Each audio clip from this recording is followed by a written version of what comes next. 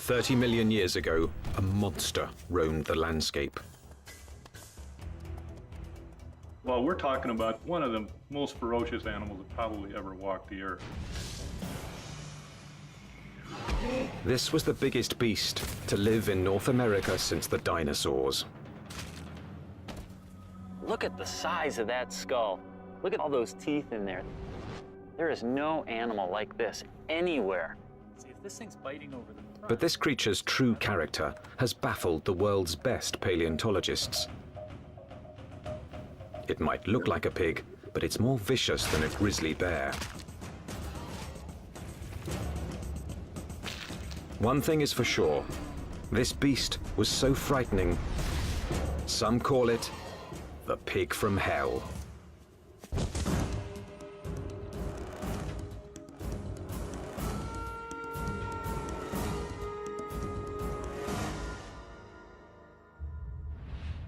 Prehistoric America, 30 million years ago, the dawn of the Oligocene epoch.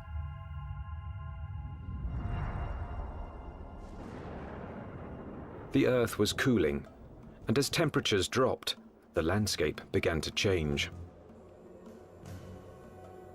In what would someday be Nebraska, Wyoming, and South Dakota, tropical forests gave way to a radically different environment. As forests disappeared, animals had to adapt to a dangerous new world of wide open spaces with nowhere to hide.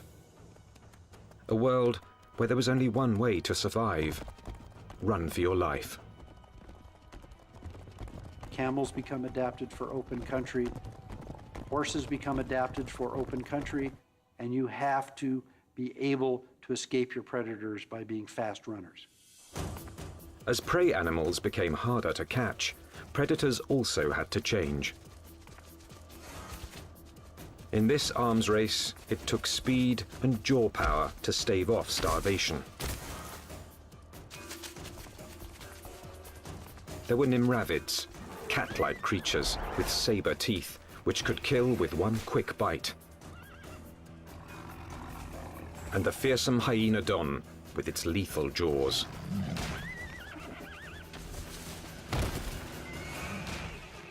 There was another animal stalking these deadly grasslands. Scientists call it the entelodont.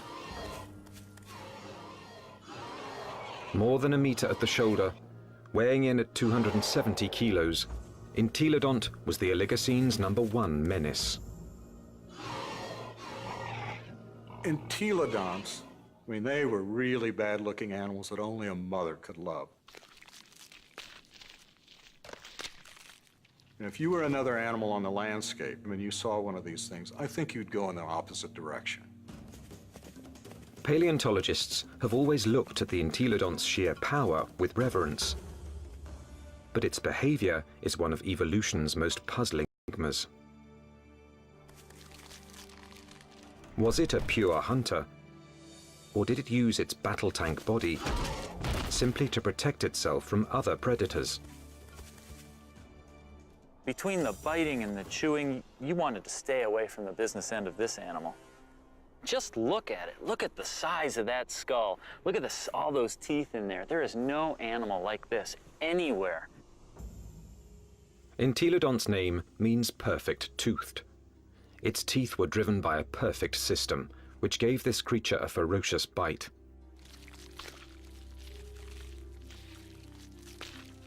Its jaw power came from two massive cheekbones that leveraged the muscles and supercharged them, driving the deadliest jaws of its time. Jaws that could open 90 degrees and could clamp down harder than a hippo's or a crocodile's. This beast was bioengineered to bite. But what it was eating and why remains a mystery. Entelodonts have no modern relatives, no modern close relatives. So it makes it a challenge for a paleontologist to figure out how they made their living. What would an animal with such an enormous flange on its face, such enormous teeth, be eating? What was it doing? Entelodont fossils first caught the attention of scientists in the 1850s. They decided it was a bear-like creature. But then grooves in the teeth suggested that entelodonts were digging for plant roots, meaning that they literally ate like pigs. Today, scientific analysis has confirmed that the entelodont's closest living relative is the pig. But while this creature has some pig-like features, scientists have struggled to place it in any one category. In many ways, they're analogous to pigs, but they're also analogous to bears. They're also analogous to hyenas. Nobody's thought about these animals before. And there's no animal alive today that is a direct comparison to entelodonts. The lifestyle of entelodonts has provided paleontologists with difficult questions. A new generation of scientists is looking at the entelodont to determine why this plant-eating animal had teeth like a carnivore. Entelodont jaws held 4 different kinds of teeth: canines, incisors, premolars, and molars at the back.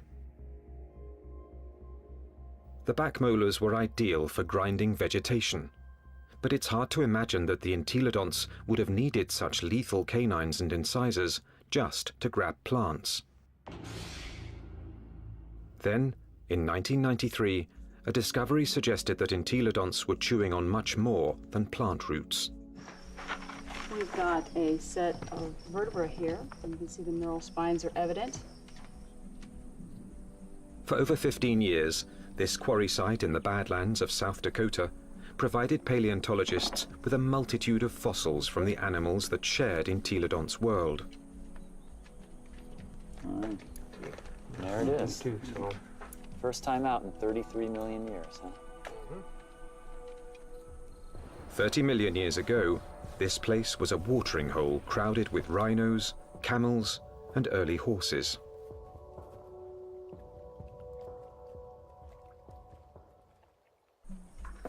Well, we have some articulated ribs. Scientists also found one of the largest collections of entelodont bones in the history of North America.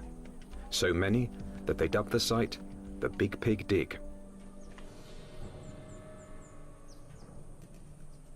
Fossil hunters also found the prehistoric equivalent of fingerprints, entelodont teeth marks, all over the bones of the biggest and fastest animals of its time. Well, these represent bite scars along the dorsal margin of this rhinoceros skull. Well, what could make these marks? If we take an entelodont skull, we see that the premolars are widely spaced apart. So when we lay that over the top here, lo and behold, they're matching up quite well, suggesting that this animal is at least a likely candidate for biting through the top of the skull of this rhinoceros.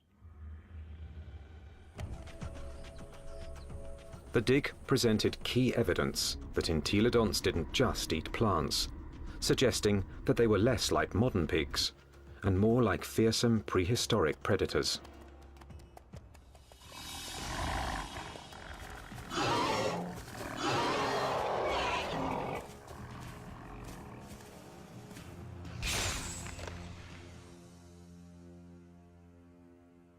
If we look at the front of the mouth of an entelodont, it's got a very strong bite that's interlocking.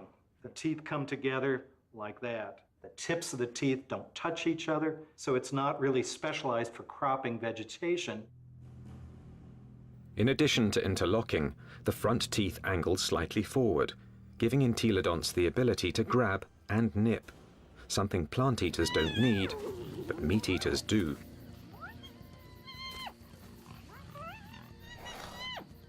The incisors and the canines have been perfectly capable of tearing a bite out of a carcass. But dentition isn't the only reason paleontologists believe the entelodont was a dedicated carnivore. Under Wyoming's rugged terrain, scientists are finding more and more bones bearing the signature of entelodont's powerful jaws.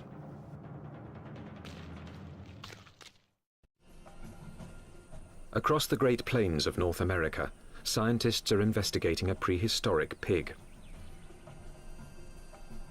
Entelodont has the teeth and jaws of a fierce predator, but its long, thin legs and cloven hooves suggest it might not be a very good hunter, because it couldn't use them to grab prey. Who was this beast, nicknamed the Pig from Hell? One veteran fossil hunter believes he's found the answer. I look at him as an attack predator, that he was top-of-the-line predator, just like the lion is today in Africa, and just like T-Rex was in the late Cretaceous. Paleontologist Kent Sundell has great respect for this creature's power to kill. At Wyoming's White River Formation, he's found what he thinks is ultimate proof of its hunting prowess. 25 million years ago, this was a flat plain near a river where horses, camels, and rhinos gathered to drink.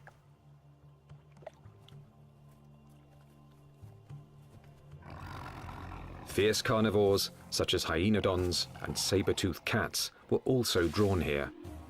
It was the perfect spot to ambush and kill the unwary prey animals. In 1998, Dr. Sundell found the mangled skeletons of 7 miniature camels jumbled together. All the bones had been gnawed, and 6 were missing their hind quarters. In theory, they could have been the victims of several predators, like the hyenodon or early saber-toothed cats. But when Dr. Sundell matched up the teeth from White River's meat-eaters with the bite marks on the camel's bones, only one fitted.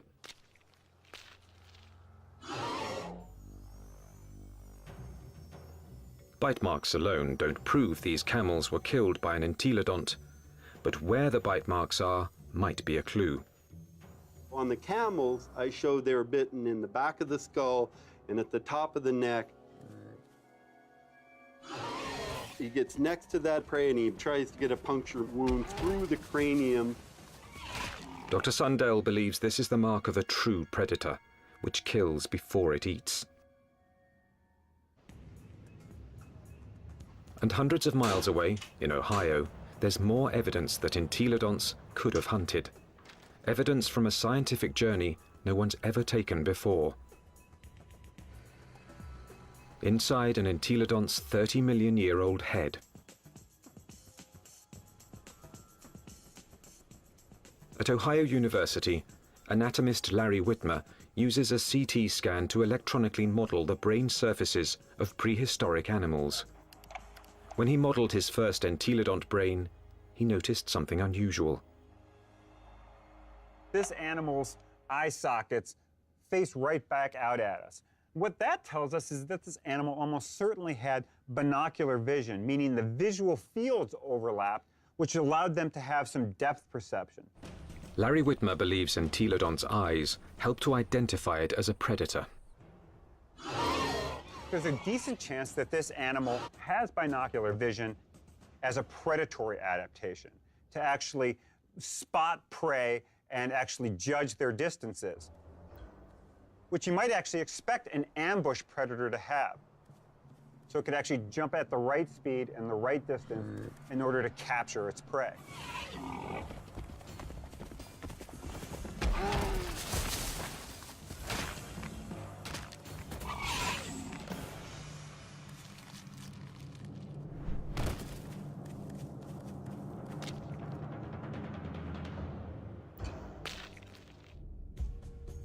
But entelodont's bizarre bioengineering doesn't inspire confidence that it could run and jump.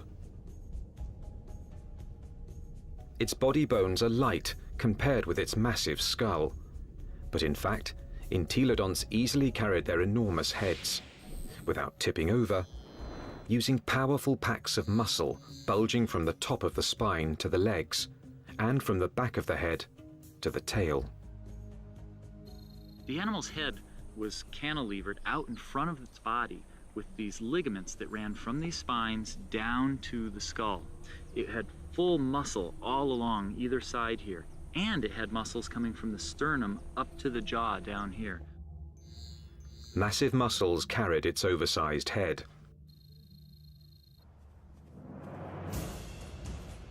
But to bring down a camel, it would also have to run fast.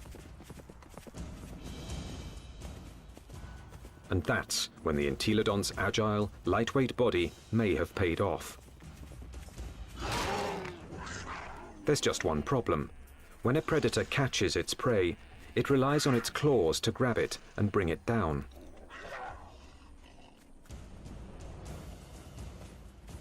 Armed with only cloven hooves, there is no way the entelodont could have captured a fleeing camel. Or is there? It must have been doing something right, because there's compelling evidence that plenty of large mammals ended up as an entelodont's lunch. Well, it looks like there's a lot of bones coming out along here, and right here we have a really large limb bone. And we found evidence that entelodonts have bitten into all sorts of bones, including rhinoceros bones. They've been biting into camels. We found evidence that they were biting into the long bones of rhinos. The bite marks that we see are these two. This would be... Kent Sundell believes White River's camel skulls reveal how a cloven-hooved predator captured its prey. He runs up, he gets next to that other prey, and he tries to get a punctured wound through the cranium or into the very back of the neck. And then the long snout said, I move around. Entelodont expert Scott Foss disagrees with Kent Sundell's scenario. I can get close enough to. I doubt an entelodont used its teeth in order to capture other prey. It probably used its larger bulk and ability to accelerate to just run into the animal, knock it over.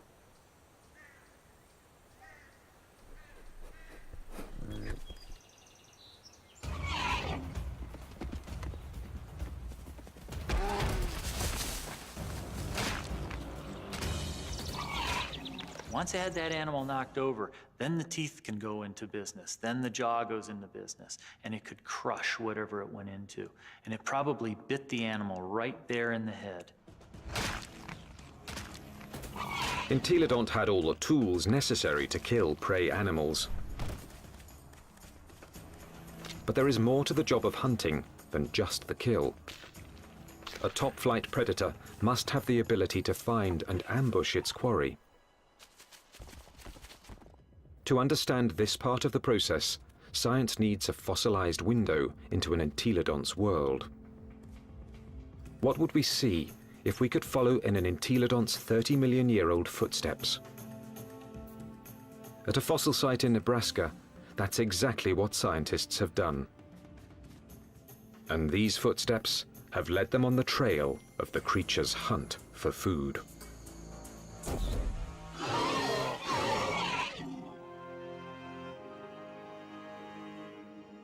Northwest Nebraska, home to Toadstool Geologic Park, one of America's more remote tourist destinations, and a treasure trove for anyone fascinated by life's ancient past.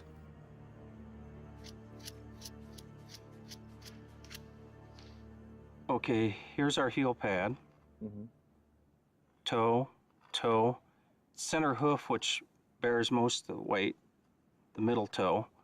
So that makes this a very nice rhinoceros print.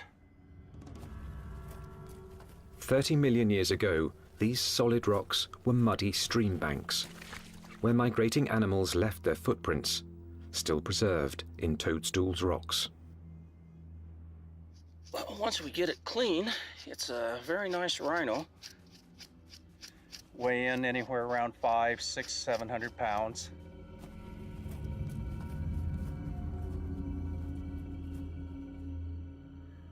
Dave Nixon has spent over 25 years analyzing the fossilized animal tracks of Toadstool Park. So on the first slabs over there. He pours water on 30-million-year-old tracks to make them more visible. He can then interpret the animal's behavior. And he's walking at a deliberate pace, but not excited until he gets to this point.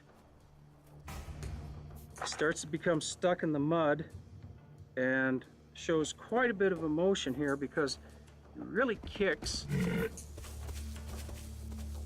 Lands here, and he's out of the mud, but he puts another leap in, and the third bound takes him out of our exposure, and we're seeing excitement, if not fear. And if you're a herbivore, somebody always wants you for lunch. The rocks reveal that something was following the rhinos. We also have some smaller tracks. They look really tiny until you realize they're the tips of the toes. And what we have is an entelodont. The entelodont tracks at Toadstool Park give experts like Dave Nixon an unparalleled opportunity to understand how these creatures might have hunted.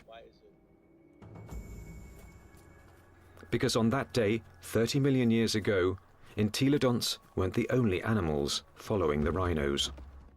And we have a set of carnivore tracks over here. These are smaller, and there are some claw marks on the inside. And we have another set right here. That carnivore may have been a hyenodon. 30 million years ago, hyenodon was one of the top carnivores in North America. Its powerful jaws could pin down any prey animal. Then its razor-like teeth would finish the kill. But it also had the patience to track the prey over long distances. The carnivores are following the herd animals who go through first and fairly close. They'd be relatively on the heels of the group.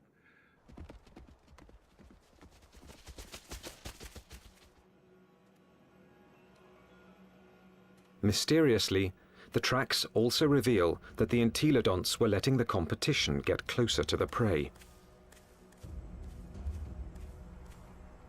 They're following the main herd, but they're not as close in time.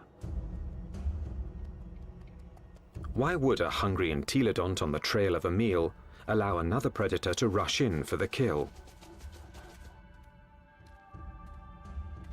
The answer may lie in the most puzzling evidence of all. What's interesting, the rhinos are going that way, and the entelodonts are running at about a 45-degree angle to the rhino trail. Zigzagging seems a strange path to take if the hyenodon was closing in on the prey. But some experts believe entelodonts might have had a very good reason to zigzag. A reason revealed by a CAT scan. When anatomist Larry Whitmer modeled the surface of an entelodont's brain, one exceptionally large nerve cluster got his attention. The size of these things right here. And what these are nerves that are actually bringing sensory information in from the snout. This was no bloodhound, but it still had a very respectable sense of smell. And this smelling apparatus here certainly would have been well adapted to pick up the smell of a carcass. And that could explain why the Toadstool Park entelodont zigzagged while following the rhinos and hyenodon. Zigzagging could have helped its nose track the smell of a kill. It's searching. If, say, something's here or here, as you go around it, as the wind brought the scent to you, you'd be able to basically triangulate in on it and go find it. So if the wind's from this direction and you're upwind, you'd miss it. But as you came this way, you'd be downwind and catch it, and you could double back.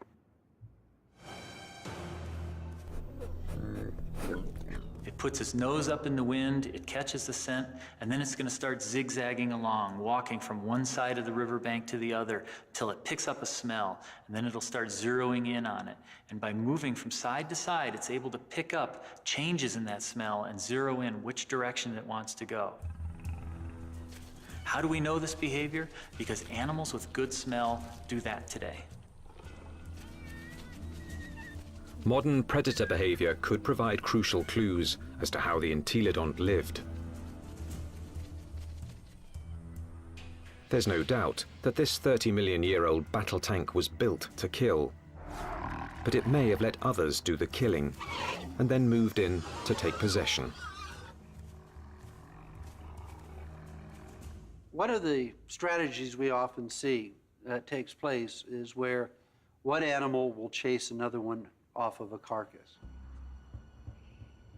We see this at Yellowstone National Park, where wolves will bring down an elk and a grizzly bear will chase off the wolves because it's bigger, it's nastier. This might have happened to the hyenodon at Toadstool Park.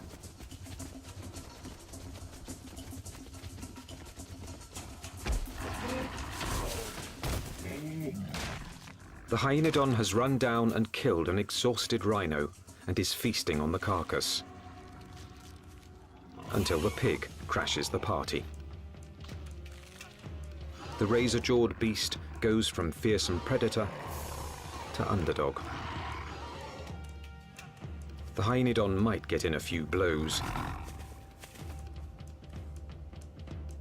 but the entelodont's bulk would overpower its rival.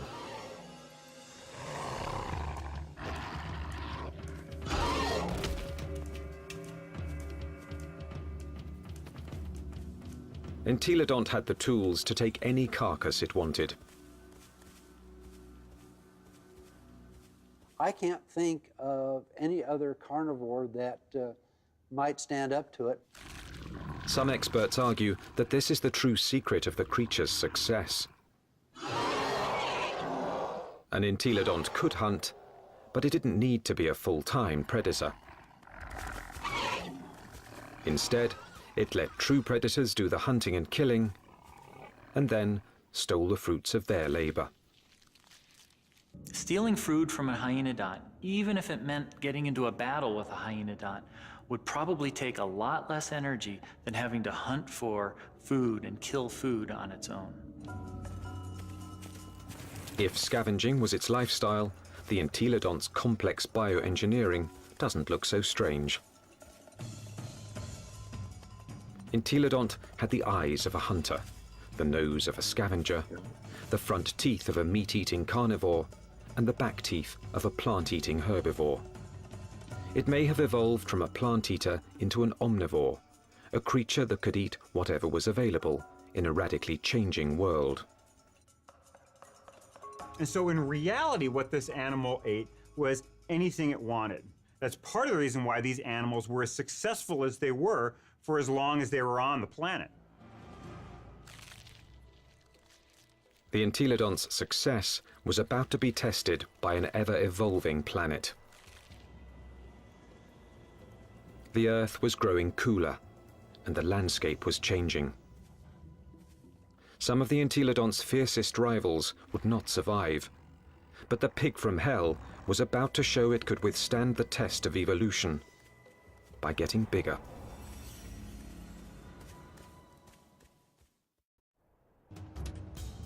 "25 million years ago, entelodont reigned supreme. It roamed the North American Badlands, eating everything, fearing nothing, taking any food it wanted." Well, we're talking about the biggest, meanest animal that ever walked the Badlands, and was one of the most ferocious animals that probably ever walked the earth. Nothing could stop the entelodont from dominating their world for millions of years to come. Nothing, that is, except planet Earth. 25 million years ago, the time known as the Miocene began. The Earth grew even colder, and once again, North America began to change.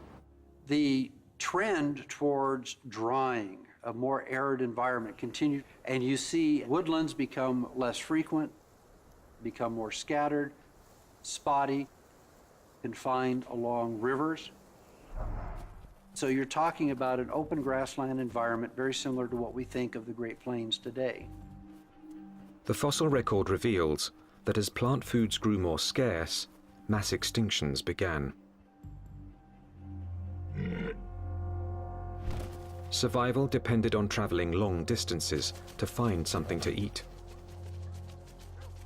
One of the selective factors that we see going on is animals becoming larger because it enables them to cover larger distances to find the food resources that they need to survive. And that meant that predators were confronted by a life or death problem. Now, the animals they hunted were bigger, faster, and much harder to kill. It's like an arms race. If the prey become much larger, they become too big for carnivores to handle, and so the carnivores have to get larger in order to be able to feed on these larger prey items. Some predators, such as Hyaenodon, couldn't meet the challenge. After 10 million years as North America's apex hunter, it disappeared from the fossil record, and that put Entelodon's survival on the line.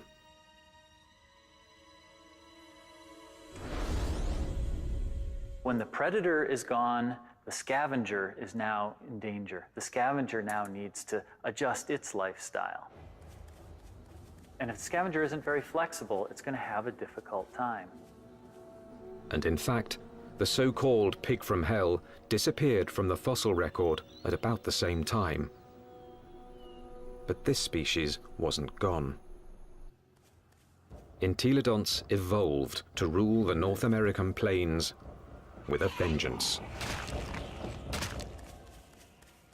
This pig hadn't become extinct, it had supersized. This new version stood over 2 meters tall and was 4 to 5 times the size of its predecessor.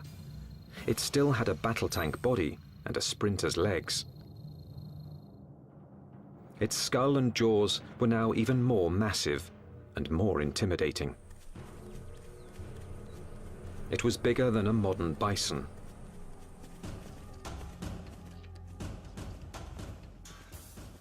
The experts call it Dinohyus, a name meaning terrible hog. Terrible enough to earn a nickname of its own, the Terminator pig. Dinohyus. This is the monster of monsters. This is the beast of beasts. The skull alone is almost 1 meter long. This thing could bite through anything. The canines are this big around. They're just an enormous animal. And what is it doing? The answer lies at Agate Springs, Nebraska, one of the few places in North America where Dinohyus fossils are found. 24 million years ago, this place was a watering hole, an oasis in the arid sea of grass.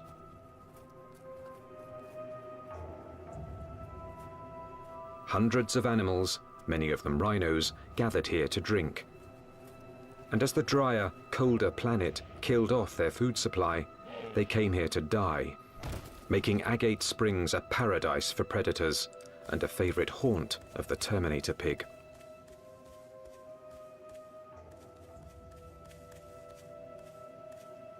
This thing was eating the big animals. We think that this guy was specializing on the large rhinos that lived at the time, on the calicotheres that lived here at Agate Springs. This is a limb bone from a calicothere, and in it we have a bunch of bite marks made by either a predator or a scavenger. The Entelodont premolar, one of the teeth you find just behind the canine, appears to match these holes very well. When its crushing jaws bit into some of the Miocine's biggest mammals, Dinohyus was chewing on more than meat.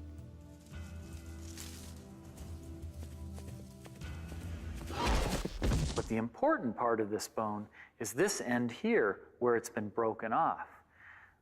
The animal bit through the bone, sheared it off, and then had access to the nutritious marrow that was inside. Bone marrow is one of the most nutritious foods an animal can eat. And in times of mass extinction, it would have been a prime source of nutrition. As the Miocene climate change killed off thousands, a diet from scavenged bone marrow may have allowed the Terminator pig to thrive. The long bones contain marrow, which is good for several years after an animal dies, so think of it as canned fat that would be available during a drought. So the pigs could still find food after a massive die-off, even if they're looking at mostly skeletons. The Terminator pig was the pinnacle of entelodonts evolution. This beast had supersized to survive the Miocene's challenge. And it very nearly succeeded, but not quite. Because in this new world, survival would ultimately depend on a skill set even the Terminator pig didn't possess. 20 million years ago, a new monster predator arrived in North America. The bear dog.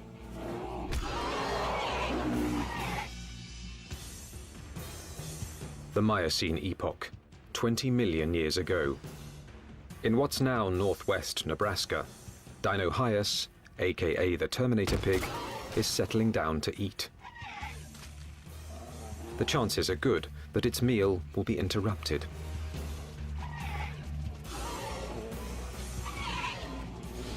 With its huge size, it could handle just about any threat to its dinner. Except a threat it had never seen before: the bear dog. A recent arrival from Asia, this savage, bone-crushing beast wouldn't back down from any fight.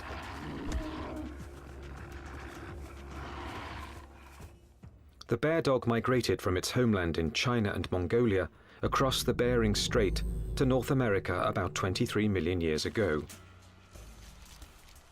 Just about the time that North America's top predator, the hyenodon, suddenly disappeared.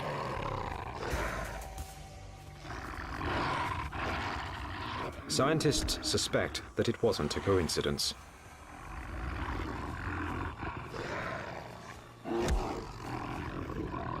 They certainly were probably much better predators in lots of ways compared to hyenodon.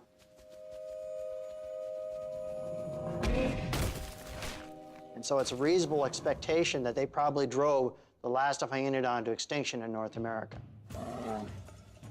With hyenodons gone from North America, the bear dogs faced off with their only remaining competition, the Terminator pig.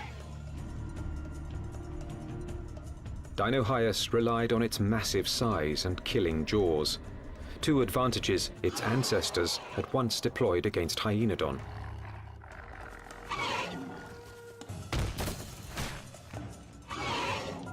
But the bear dogs counterattacked with new evolutionary weapons.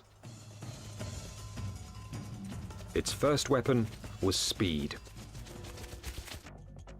With its heavily muscled, top-heavy body, Dinohyus could be a fast runner in short bursts.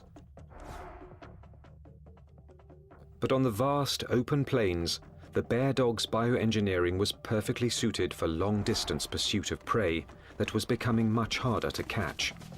So when you look at the skeleton of this animal, it's a much more sophisticated, much faster running animal. We see longer legs in the horses, longer legs in the camels. So if it came to running down prey items, this animal would have had an advantage. Its next weapon was its teeth. Entelodonts ate well because their jaws and teeth could tear flesh and crush bone to extract its highly nutritious marrow. But bear dogs could do these things just as well. In fact, even better.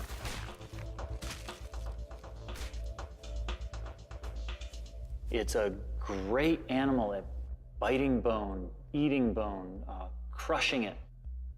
And it also has a set of teeth that are sharper than any entelodonts. Entelodonts, for example, wear the tips of their huge canines off, and they're not actually very good for puncturing, probably because they spent so much time crushing bone with them.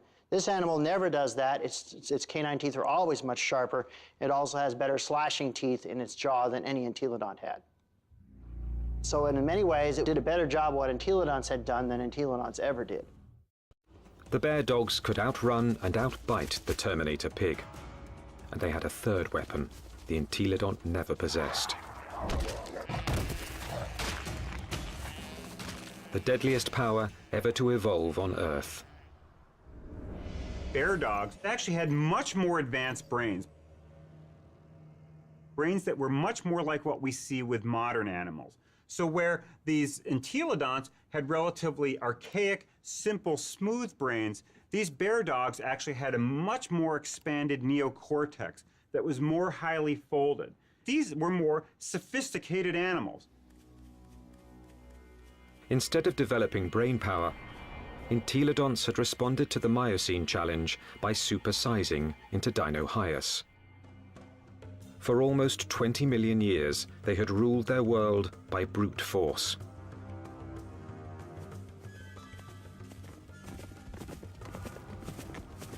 But no more. From now on, brains, not brawn, would decide who won and who lost nature's battle to survive. The mammalian world was fully caught up in this neural arms race. That arms race was starting to take place, and these entelodonts apparently were taking part in that. That may have actually put these animals at something of a disadvantage. This was an animal that almost certainly was driven mostly by instinct, with fairly predictable, stereotyped responses. This was not a clever animal. In combat, Dinohyus would have been bigger and stronger, but brain power could have given bear dogs the decisive advantage. Today, intelligent predators like wolves make up for their smaller size by hunting in packs to execute a creative plan of attack. Bear dogs might have followed the same strategy against Dinohyus. It's very difficult for Dinohyus to compete with the bear dogs. With a pack of bear dogs, even a large Dinohyus would have a difficult time chasing them away from a kill. These smaller, less powerful, but more clever animals potentially were able to actually steal kills away from Dinohyus. That they actually could have used different kinds of techniques. Fooling Dinohyus, being able to lead it away, or to actually even take on Dinohyus itself in actual combat.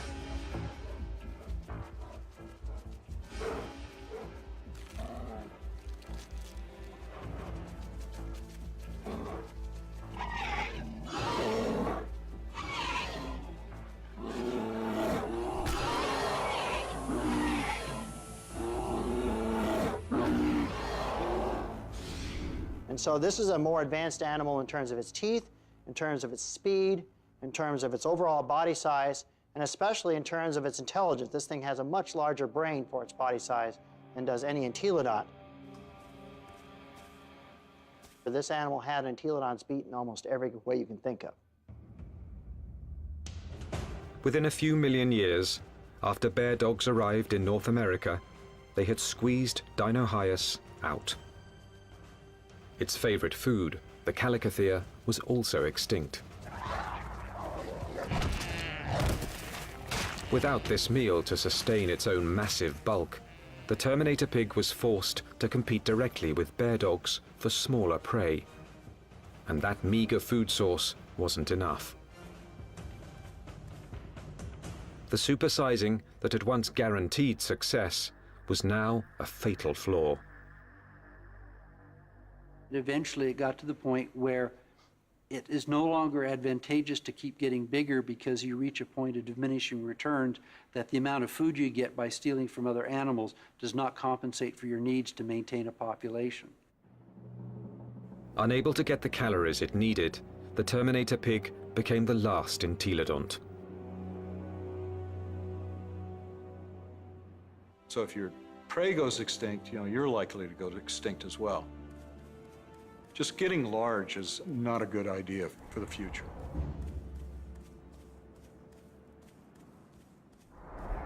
Despite its rapid demise, entelodont was an evolutionary success. It dominated its environment for nearly 20 million years.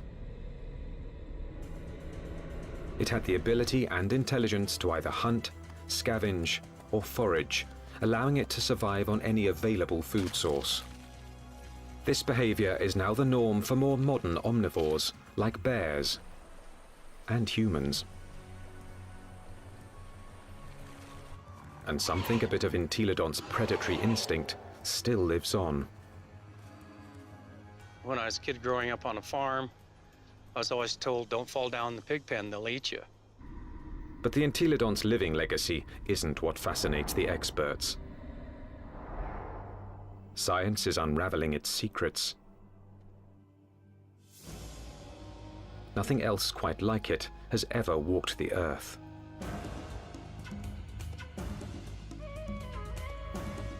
All we know is that this strangest of creatures, this toothy beast with an appetite for destruction, dominated its brutal, dangerous world for tens of millions of years.